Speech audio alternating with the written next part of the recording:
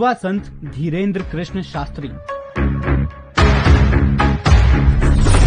कहा जाता है कि ये किसी के भी मन की बात जान लेते हैं। इनके दिव्य दरबार गड़ा गांव में लाखों की संख्या में भक्त पहुंचते हैं, जिससे बागेश्वर धाम के आसपास जमीन के भाव आसमान छू रहे हैं। यही जमीन अब विवाद की वजह भी बन रही है।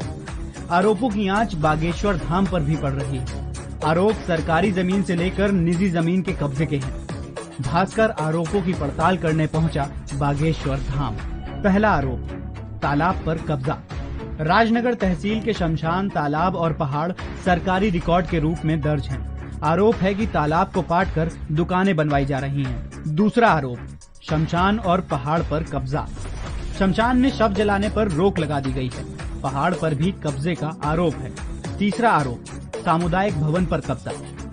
बागेश्वर धाम के पास सरकारी जमीन पर ये 12 लाख रुपए की लागत से सामुदायिक भवन बना है।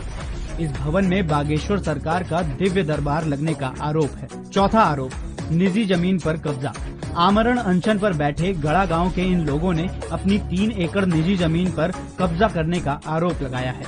वो तो यही है कि हमारी जमीन है, हमको दिलवाए और हम अपने राजी हैं।